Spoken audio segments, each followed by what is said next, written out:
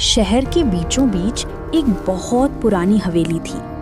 दिन में वो हवेली शांत दिखाई देती थी, लेकिन रात होते ही उसकी दीवारों के अंदर एक अलग ही दुनिया जाग उठती थी।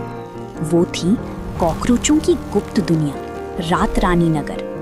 दीवारों की दरारों के अंदर छोटी छोटी गलियां थीं, टूटी पाइपों के अंदर बाजार लगता था, पुराने लकड़ी के बक्सों में स्कूल चलते थे और रसोई के नीचे उनका विशाल राजमहल बना हुआ था।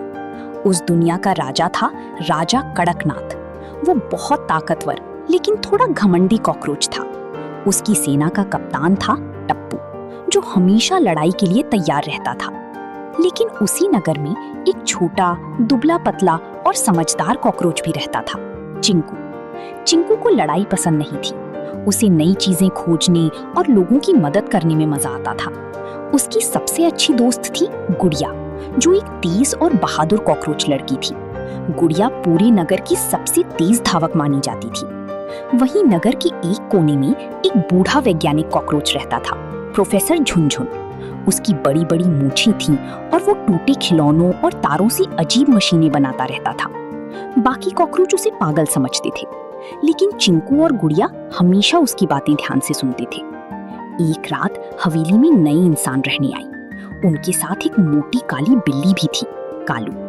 कालू की आंखें रात में चमकती थीं और उसे कॉकरोच पकड़ना बहुत पसंद था। पूरे रात रानी नगर में डर फैल गया। अगर बिल्ली ने हमें ढूंढ लिया तो, अगर इंसानों ने दवाई छिड़क दी तो हमारा नगर खत्म हो जाएगा। हर तरफ अफरा तफरी मच गई। राजा कड़कनाथ ने तुरंत सभा बुलाई। हमें लड़ना होगा, कप्तान टप्पू चिल्लाया। लेकिन चिंकू बोला, सिर्फ लड़ाई से कुछ नहीं होगा, हमें समझदारी से काम लेना होगा। सब उसकी बात सुनकर हंसने लगे। एक छोटा कॉकरोच हमें रास्ता दिखाएगा। हा हा हा। चिंकू चुप हो गया। उसी रात प्रोफेसर झुनझुन चिंकू और गुड़िया को अपने कमरे में ले गया। उसने धीरे से कहा, पुरानी हवेली के नीचे एक गुप्त सुरंग है जो सीधे सुरक्षित जगह तक जाती है। लेकिन समस्या क्या है? गुड़िया ने पूछा। प्रोफेसर बोला, उस सुरंग का रास्ता बरसों से बंद है और वहां एक विशाल मकड़ी रहती है। ये सुनते ही दोनों डर गए, लेकिन चिंकू बोला, अगर यही रास्ता हमारी दुनिया बचा सकता है तो हमें कोशिश करनी होगी। अगली रात चिंकू, गुड़िया, टप्पू और प्रोफेसर झुनझुन सुरंग की तरफ निकल पड़े। रास्ता बहुत अंधेरा था, चारों तरफ पानी टपक रहा था। अचानक टक टक टक, एक विशाल काली मकड़ी छत से नीचे उतरी। उसकी लाल आंखें चमक रही थीं। गुड़िया डर से पीछे हट गई। टप्पू तलवार जैसी टूटी सुई लेकर आगे बढ़ा, लेकिन चिंकू ने उसे रोक लिया। वो धीरे से मकड़ी के पास गया और बोला, हम लड़ने नहीं आए, हम सिर्फ अपने लोगों को बचाना चाहते हैं। मकड़ी कुछ पल तक उसे देखती रही, फिर धीमी आवाज में बोली, सालों से कोई मुझसे डरकर भागता रहा, पहली बार किसी ने मुझसे प्यार से बात की है। असल में मकड़ी अकेली थी। उसका नाम था रानी जालिका। उसने सुरंग का रास्ता खोल दिया, लेकिन तभी ऊपर हवेली में इंसानों ने कीटनाशक दवाई छिड़कनी शुरू कर दी। जहरीली गैस तेजी से सुरंगों में फैलने लगी। पूरा नगर चीखने लगा, बचाओ! राजा कड़कनाथ भी घबरा गया। तभी चिंकू ने जोर से कहा, सब लोग सुरंग की तरफ चलो।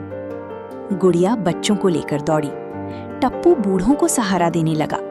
प्रोफेसर अपनी मशीन से हवा रोकने की कोशिश करने लगा। और सबसे आखिर में राजा कड़कनाथ खुद पीछे रह गया, क्योंकि वो घायल हो चुका था। चिंकू वापस उसके पास गया। मैं आपको छोड़कर नहीं जाऊंगा। राजा की आंखों में आंसू आ गए। कई घंटों की मेहनत के बाद सभी कॉकरोच सुरंग पार करके हवेली के पीछे बने पुराने गोदाम में पहुंच गए। वहां खाने की भरपूर चीजें थीं, सुरक्षित जगह थी और सबसे बड़ी बात, वहां इंसान बहुत कम आते थे। सभी खुशी से झूम उठे। राजा कड़कनाथ चिंकू के सामने झुक गया। आज से तुम सिर्फ एक छोटा कॉकरोच नहीं, बल्कि रात रानी नगर के सबसे बहादुर रक्षक हो।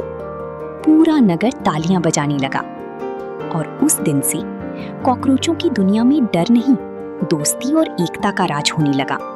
यहाँ तक कि रानी जालिका मकड़ी भी उनकी दोस्त बन गई। मकड़ी और पीला हार्ट। ताकत सिर्फ शरीर में नहीं होती, असली ताकत समझदारी, दया और एकता में होती